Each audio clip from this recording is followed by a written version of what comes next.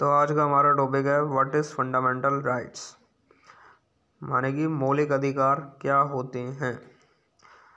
तो ये मैंने सीरीज चालू करी है मौलिक अधिकार की, आप इसमें बने रहिए, आपको अच्छे से समझ में आएगा कि मौलिक अधिकार होते क्या हैं। तो आज की हम बात करेंगे बस केवल मौलिक अधिकारों की कि मौलिक अधिकार क्या होते हैं, फिर आगे हम बात करेंगे उनके अच्छे से डिटेलिंग में। ठीक है, तो मौलिक अधिकार के बारे में अच्छे से समझ लेते हैं।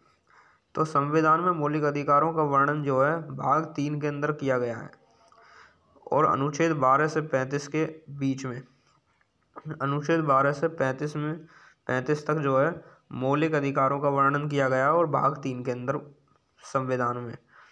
ठीक है, हमारे संविधान में मौलिक अधिकारों को जो है अमेरिका के संविधान से प्रभावित होकर लिया गया है।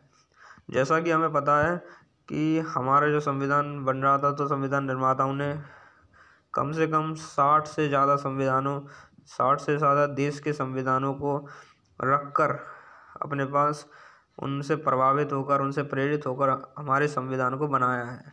तो ऐसे ही जब मौलिक अधिकारों की बात हो रही थी, तो उस समय अमेरिका के संविधान से मौलिक अधिकारों को देखते हुए कि अमेरिका में मौलिक अधिकार हैं, तो ऐसे ही हमारे भारत देश में मौलिक अधिकार होने चाहिए।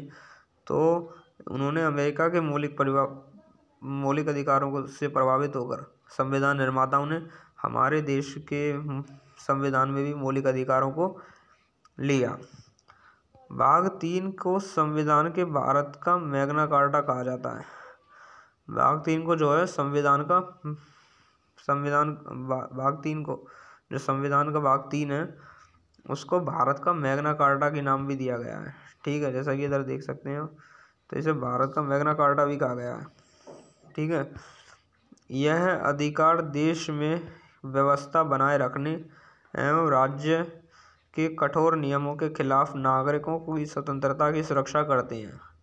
अब हमने इधर डिफाइन दी है कि मौलिक अधिकार होते क्या हैं। सही में ये तो थे फैक्ट कि मौलिक अधिकारों को इस भाग में रखा गया है या फिर इस संविधान से लिया गया है।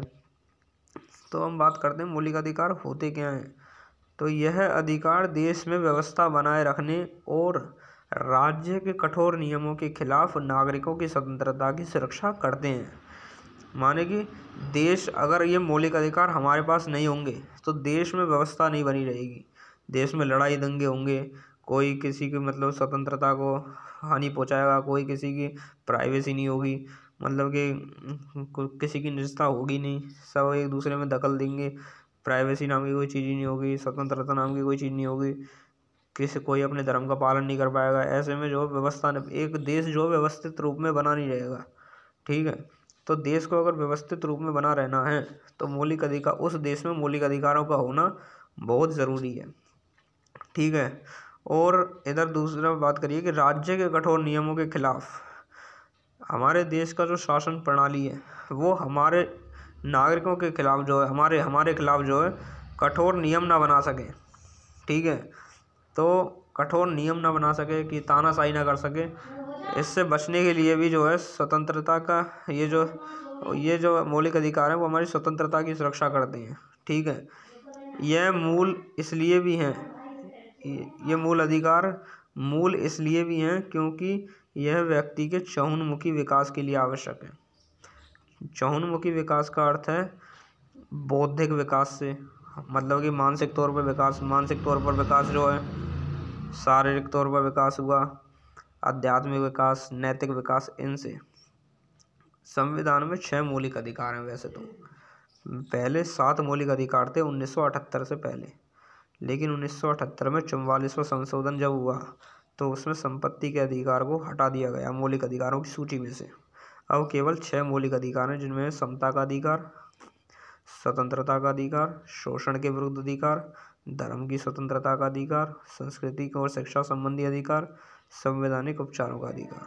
ठीक है, इन सब के बारे में मैं डिटेल से अच्छे से समझाऊंगा अगली सीरीज में। और ये जो है जब संपत्ति का अधिकार जो है उसे हटा दिया गया संविधान के मौलिक अधिकारों में से, सूची में से। अब ये भाग 12 में 300वें अनुच्छेद में डाल दिया गया है संपत्ति के अधिकार को इस मौलिक अधिकारों की सूची में से हटाकर।